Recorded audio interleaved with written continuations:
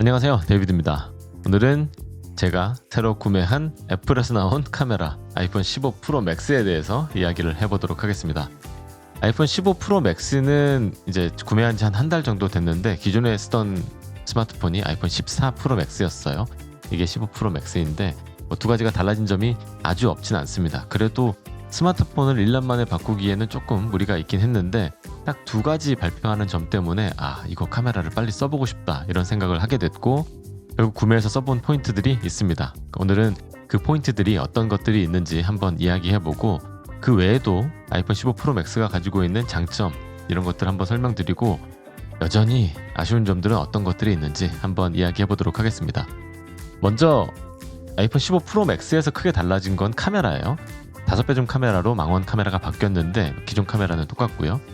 기존에 있던 망원 카메라는 3배 줌 카메라라고 불리우는 77mm 화각을 가진 카메라였습니다. 그런데 아이폰 15 프로 맥스로 오면서는 120mm 화각을 가진 진짜 망원 렌즈로 바뀌었거든요. 저희가 망원 렌즈다 라고 하면 보통 85mm 이상의 렌즈를 이야기하는데 지금 아이폰 15 프로 맥스에 들어간 건 120mm, 그러니까 진짜 망원 렌즈라고 부를만 하겠죠.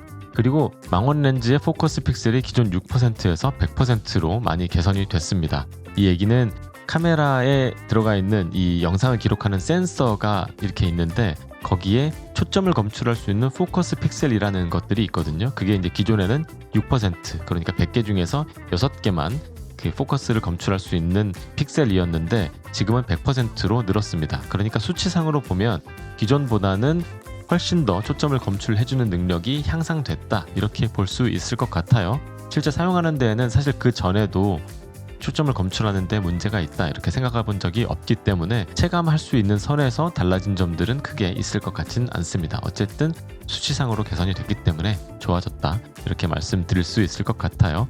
실제 5배 줌 카메라를 써보면 사진을 촬영하는 입장에서는 스마트폰에는 광각 카메라, 광각 렌즈밖에 없기 때문에 조금 아쉬운 측면이 없지 않아 있었는데, 이제는 아예 망원 카메라가 딱 달려서 나오기 때문에 집중해서 촬영하고 싶다, 어떤 인물을 촬영할 때 조금 더 멀리서 자연스럽게 담아보고 싶다 라고 할 때 조금 더 제 의도를 담아서 표현하기가 좋아졌습니다. 사용해보니까 정말 좋긴 하더라고요.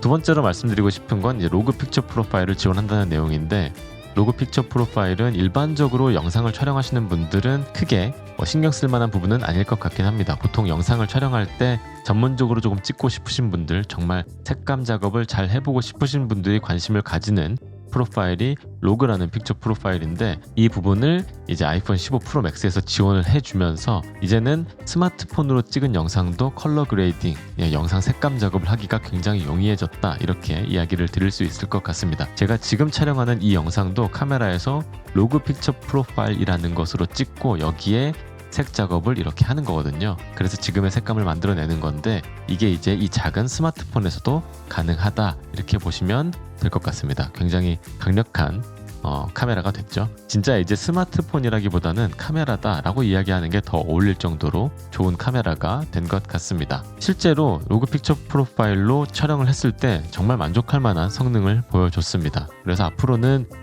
전문적인 영상, 아니면 정말 색감을 예쁘게 뽑고 싶은 영상이 있으면 로그로 촬영할 일이 아주 많아질 것 같습니다.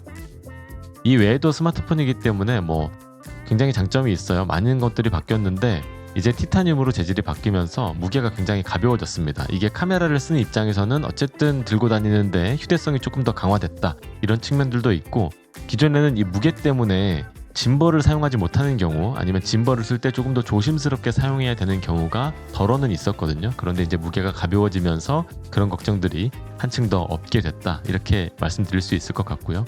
두 번째는 액션 버튼이 생겼는데, 이 액션 버튼을 카메라를 쓰시는 분들은 아마 카메라로 할당해 놓고 사용하시면 기존 대비 굉장히 잘 사용하실 수 있을 거예요.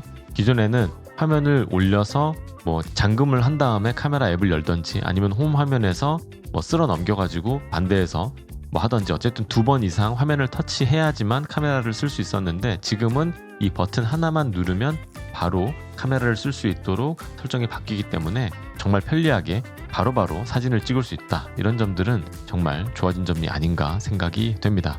그리고 USB Type-C로 이제 바뀌었죠. 그러는 바람에 여기에 있는 카메라에 있는 사진이나 영상을 SSD 메모리 카드로 옮기기가 굉장히 좋아졌다라고 이야기 드릴 수 있을 것 같아요. 실제로 USB-C를 꽂았을 때 4K 60프레임의 로그 픽처 프로파일도 촬영을 할 수 있게 된 점도 굉장히 좋은 점 중에 하나고, 여기에 촬영된 높은 용량의 사진이나 영상들을 SSD 저장 장치로 옮기려면 두 번의 작업을 해야 돼요. 스마트폰에서 아이맥으로 한번 에어드랍으로 전송을 하고 에어드랍으로 받은 파일을 다시 SSD로 전송을 해야 되는데, 이제는 그렇지 않고 스마트폰에서 바로 USB-C 타입으로 SSD를 꽂아서 그냥 파일 복사를 하기만 하면 파일이 바로 넘어갑니다. 몇 번 작업을 거칠 필요도 없이 넘어가기 때문에 이 점은 굉장히 좋아졌다라고 말씀드릴 수 있을 것 같아요.